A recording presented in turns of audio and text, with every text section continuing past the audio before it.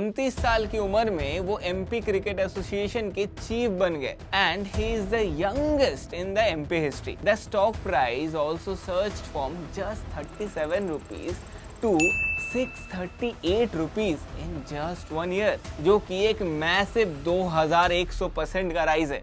और रुकिए, लिस्ट यहीं पे खत्म नहीं होता है, पहले आप ये वीडियो देखिए। आज राजा का बेटा राजा नहीं बनेगा, राजा वही बनेगा जो हकदार होगा। ये सारी बातें फिल्मों में तो बहुत अच्छी लगती है, पर रियल लाइफ में जब सिर्फ सरनेम ही काफी है तो काबिलियत क्यों चाहिए। नेपोटिज्म सुनते ही हमें सबसे पहले बॉलीवुड याद आता है, राइट? बट असली नेपोटिज्म तो कहीं और ही चल रहा है। जय शाह आईसीसी के चेयरपर्सन और उससे भी पहले 2022 में बीसीसीआई के सेक्रेटरी। ये सब सुन के किसी को भी लग सकता है कि वो शायद कोई क्रिकेट प्रोडिजी होंगे। सचिन, सहवाग के बाद शायद उन्हीं का नाम आता होगा, लेकिन बहुत ढूंढने के बाद भी मुझे उनका ढंग से खेलने वाला क्रिकेट का कोई भी वीडियो नहीं मिला। हाँ, ये जरूर मिला कि वो हमारे honourable home minister Amit Shah ji के बेटे हैं।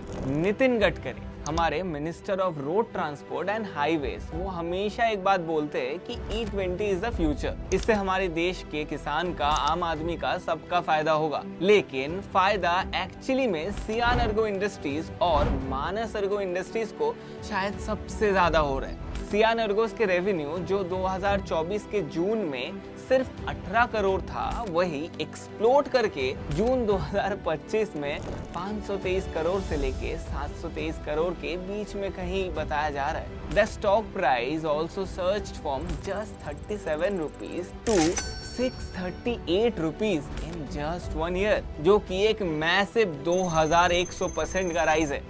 और कौन है इस सियान अर्गोस कंपनी के मालिक? निखिल गडकरी, हमारे honourable road transport and highways minister के बेटे। और रुकिए, लिस्ट यहीं पे खत्म नहीं होता है, ये तो सिर्फ शुरुआत है।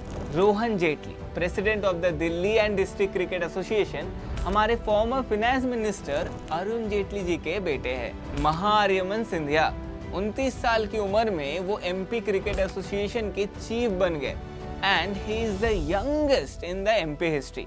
लेकिन जिस स्पोर्ट्स के वो चीफ बने हैं, वो स्पोर्ट्स यानी कि क्रिकेट, उनको कितना आता है ये किसी को नहीं पता। और सिंधिया सुन के ही आपको समझ आ गया होगा कि ये कौन सी सिंधिया फैमिली के बारे में हम लोग बात कर रहे हैं। तो दोस्तों, भारत में पॉलिसी बनाना एक पब्लिक सर्विस कम और एक फैमिली सर्विस ज्यादा लगता है। हम सोचते हैं कि सिर्फ एक वोट देने से शायद देश बदल जाएगा। रियलिटी यही है कि देश का सिस्टम तो सिर्फ सरनेम से ही डिसाइड हो जाता है। और अगर आपको लगता है कि यही सिर्फ पॉलिटिकल नेपोटिज्म का एंड है, तो पिक्चर तो अभी बाकी है मेरे दोस्त। वेट कीजिए पार्ट 2 का, जिसमें और भी ज्यादा खुलासा होगा। आपका क्या थॉट है इसको लेके, हमें कमेंट में जरूर बताइए। और अगर आपको ऐसे ही वीडियोस और पसंद है तो प्लीज वेंट को सब्सक्राइब कीजिए, क्योंकि ऐसे ही देश की सच्चाई मुझे आप तक पहुंचाने में फर्क पड़ता है।